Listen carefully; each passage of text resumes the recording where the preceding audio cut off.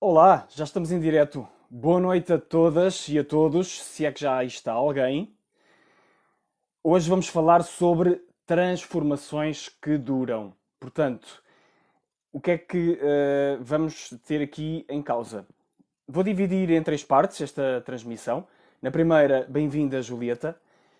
Primeira, vamos falar sobre uma espécie de perspectiva sobre o que é que então esta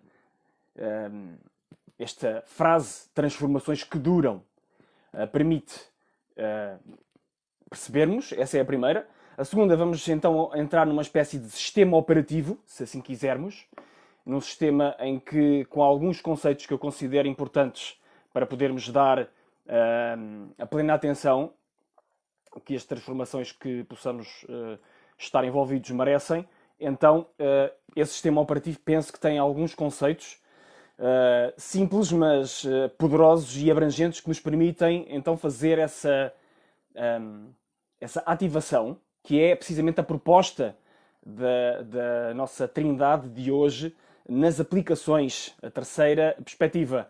E bem-vinda Adélia, boa noite, e bem-vinda Alice. Obrigado por estares aqui mais uma vez também. Boa noite, Julieta. E portanto, esta é a proposta tripla de hoje. Deixem-me só aqui fazer aqui uma pequena operação. Já está.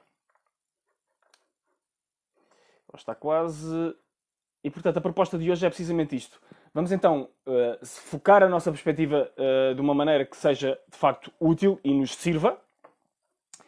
E vamos então, depois de termos a perspectiva definida, tocar em alguns conceitos que nos permitem então aceder a uma espécie que eu poderia chamar de sistema operativo para lidarmos com as transformações, e depois, numa terceira etapa, vamos procurar aplicar isso da forma o mais simples e sintética possível, pelo menos em termos conceptuais, termos uma imagem muito simples, para que então essas transformações que duram façam verdadeiramente sentido. E então, primeira perspectiva. Se olharmos para a própria palavra transformações e a decompormos em duas, então podemos perceber que é formada da parte trans, por assim dizer, e a parte formações.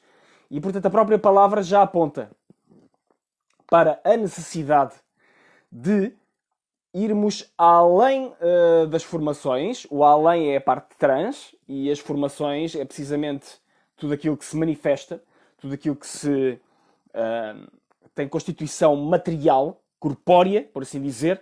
Então a palavra transformações já indica o que é que vamos ser solicitados. Vamos ser solicitados a ir além das manifestações objetivas ou concretas dessas realidades que então vamos ser convocados a transformar. E com essa convocatória, então, estamos já com a perspectiva acertada de que, acima de tudo, seja qual seja o formato que estejamos a querer mudar, a realidade que estejamos a querer alterar, já sabemos que vamos ter de transcender a sua veste material, a sua casca, se quisermos, a superfície, e ir além disso mesmo.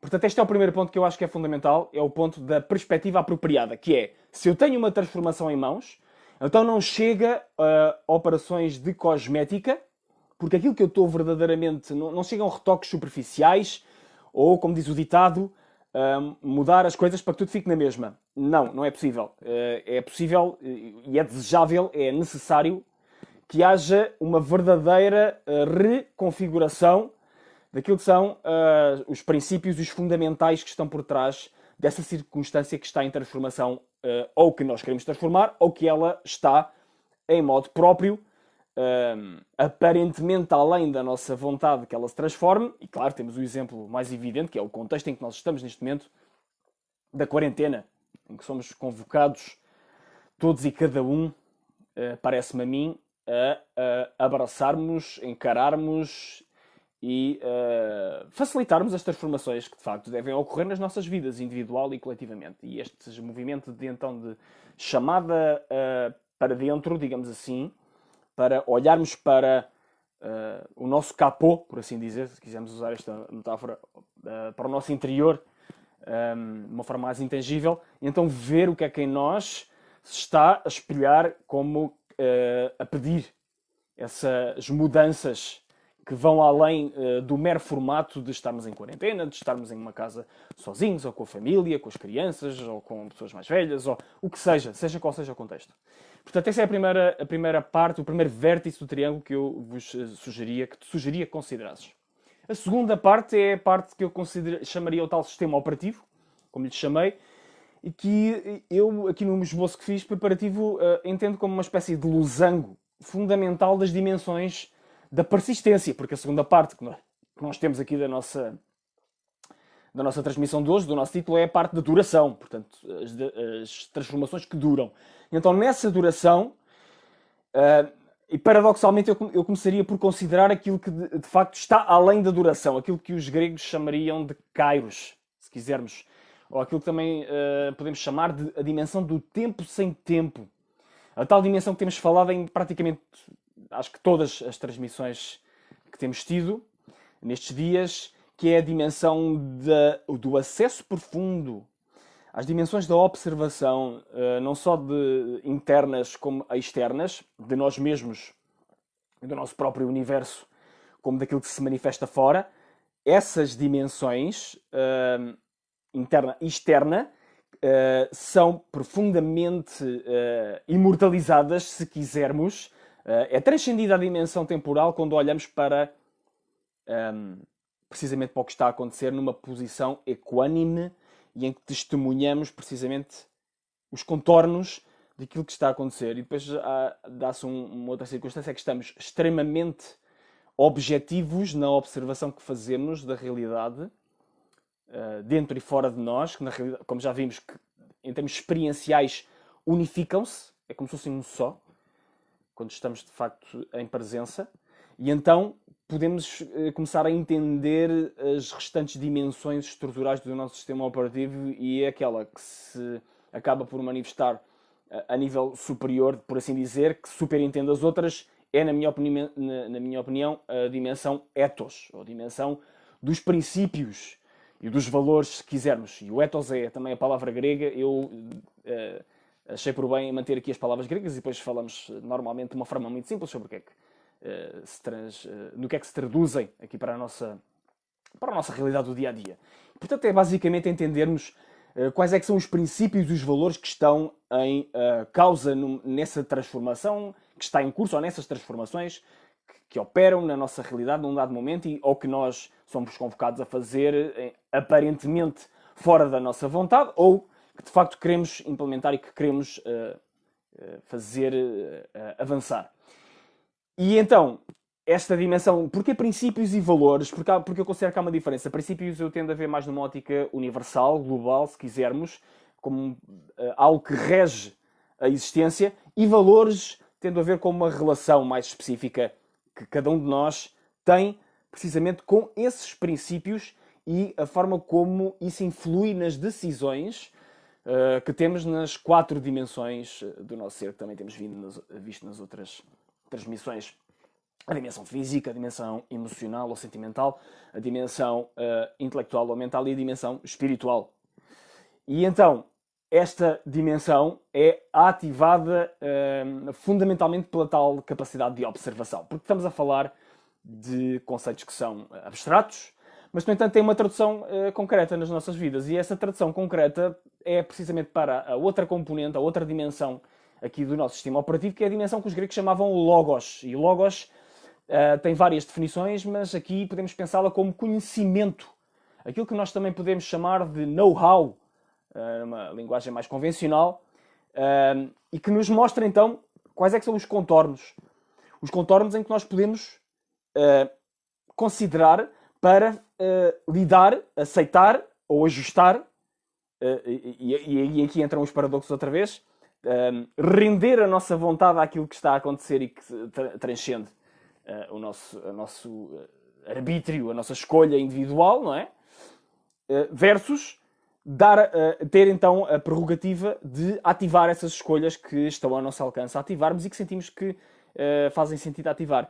E portanto isso passa de facto por trazer essa dimensão concreta, com o tal logos, o tal conhecimento, dos contornos que decorrem naturalmente da observação, porque tudo está encadeado e nós, se estamos de facto em observação e estamos a perceber a realidade nas suas várias dimensões, e porque isto é um trabalho profundo que nós estamos a fazer, nós estamos aqui a expressá-lo de uma forma simplificada, mas é um trabalho profundo. Então nós sabemos que isto vai ter uma tradução concreta, naturalmente, como abstrata, se está mesmo a ter uma expressão equilibrada. Como é que eu ia dizer? Se não estamos a entrar em loopings mentais, racionalizações que achamos que na realidade que achamos que são um uso, como é que eu ia dizer, correto da nossa capacidade intelectual, mas na realidade são apenas andar na hamster wheel, como se poderia dizer. Então, se nós entrarmos a fundo neste processo, naturalmente a dimensão concreta vai nos ser devolvida, como aquela que nós temos de trabalhar. E então passamos para o terceiro elemento aqui do losango da nossa dimensão, que é o elemento precisamente cronos do tempo, porque para todos os efeitos as transformações duram, não é? Mas depois temos aqui um paradoxo, transformações que duram. É um paradoxo, porque nós sabemos que, precisamente, se os formatos dessas mesmas transformações estão em mutação, e se nós sabemos que a única constante, ou se acreditamos e constatamos que a única constante da vida é a mudança, como vários filósofos e grandes pensadores o reconheceram ao longo da história da humanidade, a única constante da vida é a mudança, então nós sabemos que o tempo naturalmente, à medida que vai fazendo a sua alquimia, através da manifestação em ciclos e em momentos e nos diversos contextos em que vai acontecendo, não é? Nós sabemos que então temos formas distintas de entrar nessa dimensão do tempo em função das transformações que estão a acontecer, sim, mas aqui a ideia fundamental entra o tal paradoxo de que conectamos algo que é eterno, mas para todos os efeitos estamos aqui na dimensão corpórea e, portanto, temos de lidar com o momento em que nos encontramos, com a unidade que o nosso intelecto fraciona, seja lá o que seja, não é? Pode ser um minuto, pode ser uma hora, pode ser um dia, pode ser uma semana, e podemos agora ir escalando por aí fora. Mas aqui a questão é, tudo tem o seu tempo próprio, tudo tem o seu timing, como costumo dizer, ou o sentido de oportunidade em português, e é dessa conjugação entre o kairos e cronos e as necessidades do momento reconhecidas através de um logos, que depois então veio o quarto e último ponto deste sistema operativo, tal como eu esbocei, que é o pathos, que é precisamente a ação. O pathos, que é... E os gregos antigos tinham a trindade deles era ethos, pathos, logos. Eu aqui acrescentei-lhe uma quarta dimensão, acrescentei-lhe o cronos para dar o tratamento aqui destas transformações que duram. E então o pathos é precisamente os nossos comportamentos e a forma como eles se vão expressando de uma forma mais ou menos consciente, mais ou menos deliberada, para então gerarmos ou lidarmos, criarmos, co-criarmos, rendermos ou aceitarmos. Depois aqui depende muito da forma como nós estamos a sentir aquilo que nos é pedido em cada momento, para criarmos ou participarmos nessa transformação que está a acontecer. E portanto são estas as 4 peças que eu considero desta dimensão desse sistema operativo, que depois nos leva naturalmente para o terceiro vértice deste triângulo básico das transformações que duram, e que é um vértice muito simples e que é o vértice mais convencional sobre aquilo que é a nossa prerrogativa humana de exercermos a nossa vontade, o nosso arbítrio, a nossa decisão, a nossa participação consciente para que essas transformações possam de facto ter lugar, que é o vértice dos hábitos, naturalmente. Nós facilmente hoje acedemos, tu podes facilmente entrar em qualquer livraria ou fazer uma pesquisa online, tu vês que e temos imensos livros hoje em dia sobre hábitos. Eu gosto de uma proposta muito simplificada e muito cirúrgica de um livro que é The Power of Habit, de Charles Duhigg. Embora existam imensos, e todos eles com valor, ou pelo menos aqueles que eu conheci com valor, sobre hábitos, o Sr. Charles Duhigg identificou um percurso muito simples e inerente a qualquer hábito. E ele diz que temos primeiro um gatilho que despoleta então um comportamento que é assente numa rotina, não é? E que essa rotina, por sua vez, nos devolve recompensas decorrentes desse mesmo hábito. E nós podemos transferir isto para qualquer realidade. Vamos, por exemplo, imaginar a realidade onde estamos agora, aqui, neste preciso momento, as redes sociais. Então, nós temos um gatilho, que é, por exemplo, uma lembrança, ou uma notificação no telemóvel, ou outro qualquer fator que despoleta na nossa experiência o ir a uma plataforma, e então vamos, e depois temos uma determinada rotina. Provavelmente pegamos no telemóvel, desbloqueamos, ou carregamos na notificação, etc. E fazemos o percurso de ativar depois a recompensa, que é basicamente obter informação, ou obter estímulos, obter gratificação intelectual e emocional em função daquilo que está a acontecer naquele momento com essa realidade, que é irmos à rede social, irmos ao, seja lá o que seja, ao Facebook, ao Instagram, ao LinkedIn, ou ver o e-mail, e então aceder a esse comportamento.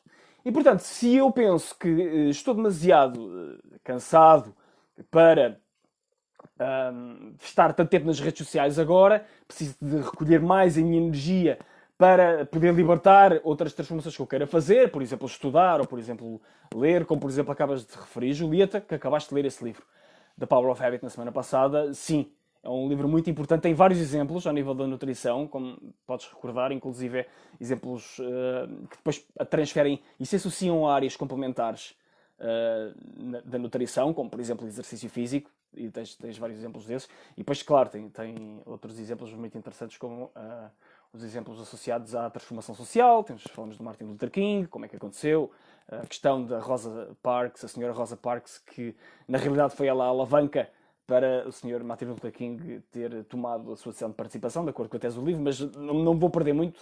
Já sabem que eu sou fã de livros e agora não me quero desviar muito. O hábito, se considerarmos que o hábito, e como dizia Aristóteles, já que estamos a falar de gregos, que a excelência é fundamentalmente aquilo que repetidamente fazemos, é um hábito, então nós sabemos que o hábito é a base crucial da aplicação para termos comportamentos que verdadeiramente mudem a nossa vida, para transformações que persistem. E o hábito é a chave do paradoxo também, em termos práticos, em termos aplicativos. É o hábito do paradoxo de que a única coisa permanente é a mudança, portanto temos de repetidamente, e também já falámos noutras sessões nossas, nomeadamente na confiança e na mestre da aprendizagem, o hábito é precisamente a unidade fundamental que vai fazer com que tudo se encaixe, digamos assim, na direção daquilo que nós valorizamos e daquilo que nós queremos fazer concretizar. E o hábito verdadeiramente une o objetivo, a recompensa está embutido no próprio hábito, como vemos, não é? Se usarmos aqui uma linguagem do coaching, nós temos o gatilho, é a situação atual, temos que a recompensa é a situação desejada e temos que a rotina é precisamente o caminho para lá chegar. Numa linguagem de coaching básica ou essencial, é precisamente o ponto A, o ponto B e o caminho C, para chegar de A a B, de uma forma muito simples. E, portanto, estudar com profundidade... Eu acho que é útil usar precisamente a perspectiva que falámos da transformação, ser composta precisamente de transcender a forma, ou as formas, e depois as dimensões do sistema operacional, elas também são úteis para, de facto, sabermos mexer na caixa negra dos nossos hábitos com mais facilidade, não é? Mas, em última instância, aquilo que verdadeiramente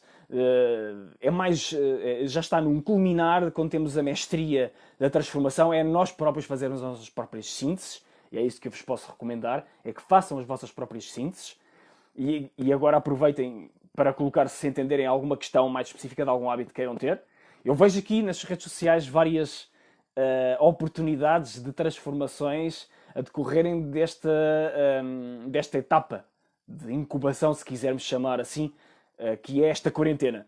E vejo pessoas a queixarem-se de que estão a comer imenso, outras pessoas que estão com os hábitos de sono também alterados. Claro, os hábitos de trabalho são aqueles que estão mais à flor da pele ou à tona em termos coletivos, por causa do tipo de perspectiva que a nossa sociedade tem e pelo seu próprio modelo de funcionamento, não é? Com o impacto que isso tudo tem na economia e na sociedade como um todo. E, portanto, as alterações que existem a nível do teletrabalho, a nível das deslocações e lá está do próprio uso do tempo, do próprio uso de cronos no nosso dia a dia, tudo isso está a ser posto em causa. E tu agora perguntas-me, Julieta, a tua questão do século. Gosto muito dessa expressão. Como achas que podemos preparar e reforçar as transformações nas pessoas que nos rodeiam de forma prática? Ok, ponto número 1. Primeiro, sermos um exemplo, é o que eu diria. Se a mudança queres, também já falámos sobre isso, se a mudança queres ver no mundo, essa é a primeira dimensão da ativação das transformações que podemos inspirar nos outros, na minha opinião, é essa. Depois a segunda, eu penso que está de certa forma aqui embutida, é de facto temos o tal Logos, claro, unido ao tal Kairos e Ethos, já estou a assumir isso, não é? De que estamos em presença e observação e estamos então a reconhecer que temos essa capacidade de podermos fazer isso. E portanto, vamos imaginar que é uma transformação na área da nutrição. É claramente importante, na minha perspectiva, e eu não sou nutricionista, mas fiz algumas transformações nessa área no passado, muito por modo próprio e até, não diria só intuitivo, mas autodidata, porque como fiz desporto e com alguma profundidade, fui capaz de transferir várias lições depois, mais tarde. E uma das coisas fundamentais é claramente a observação do que é que, em concreto, qual é a jornada que a pessoa está a fazer, quais é que são os triggers, não é? Lá está, os gatilhos, que estão associados à própria manifestação da rotina desse mesmo hábito. E, portanto, o que é que faz com que a pessoa vá comer mais agora? O que é que despoleta que ela coma mais agora? É porque vê mais energia, recebe mais energia negativa nas redes sociais, por assim dizer, inerente à partilha de notícias que não são aquelas que a deixam num melhor estado, e depois como fica essa negatividade ativa ao seu medo da sobrevivência, e com o seu medo da sobrevivência ativado, essa pessoa tem as necessidades básicas que estão mais ativadas, nomeadamente a alimentação, e pode também ativar a dimensão da sexualidade e pode ativar outras dimensões que nós sabemos que estão ligadas ao instinto de sobrevivência. Será isso? Ou será que na realidade não é por aí nas redes sociais, que essa pessoa na verdade consome mais energia negativa através de hábitos que tem, por exemplo, de consumo de televisão? Ou será que isso está-lhe a evocar padrões educativos que teve antes e que estão relacionados com determinados hábitos de reparação / obrigação no momento em que ela tinha de se alimentar, em que os pais, por exemplo, podiam obrigar essa pessoa a comer tudo o que tinha no prato. Ou o inverso. Ou a pessoa nem sequer estava a ter a devida atenção que era necessário no momento em que se estava a nutrir. São tudo aspectos que claro, especificamente é que podemos descobrir. Mas para te dar uma resposta, passa por aí. Jornada, neste caso é a jornada do utilizador / protagonista, do consumidor, do paciente, do que seja. E isto, claro, como tudo, só vale se for executado, se for levado à prática. Nós podemos ter os melhores planos, mas faz lembrar agora uma expressão de Mohamed Ali, que era todos os meus adversários têm um plano até os morrar no nariz, ou uma coisa assim. Passando a metáfora mais bélica, na realidade o que isto quer dizer é os nossos planos, mediante o embate com a realidade, por assim dizer, eles são naturalmente ajustados, eles são naturalmente postos em causa. E portanto o que acontece é temos de, no momento, ir revisitando os contornos da situação. E eu acho que este percurso aqui, esta triangulação que fazemos hoje, pode nos ajudar a fazer essa revisitação consistente. E eu gostava de responder a mais questões se vocês tiverem, porque não há muito mais para dizer a este respeito, penso eu. Penso que pode ser útil se quiserem entrar mais fundo nestas mensagens e nas sementes que eu procuro lançar de conceitos em diferentes realidades, perspectivas, dimensões e até culturas. Eu procuro fazer isso porque acredito que é importante para vocês, para o vosso pattern recognition, se quisermos fazer, para a interiorização dos vossos mecanismos de mestria e de aprendizagem, penso que é importante vocês terem acesso a múltiplas perspectivas diferentes para depois poderem fazer um pattern recognition com múltiplas fontes e poderem fazer isso, interiorizar da melhor forma. Portanto, fazerem a tal integração que vimos nas aulas da confiança. Na transmissão da confiança, perdão, e na transmissão da mestria de aprendizagem. E, portanto, minhas queridas, meus queridos, muito obrigado, mais uma vez, pela vossa presença. Ficamos por aqui hoje. Espero que continuem bem, que, de facto, possamos todos, cada vez mais, sermos a mudança que queremos ver no mundo e, claro, continuarmos a avançar. Vamos caindo, levantando-nos. Se cairmos 555 vezes, mas nos levantarmos 556, é como dizia Winston Churchill, de derrota em derrota até a vitória final. Beijinhos e abraços. Tudo bom para vocês. Até amanhã.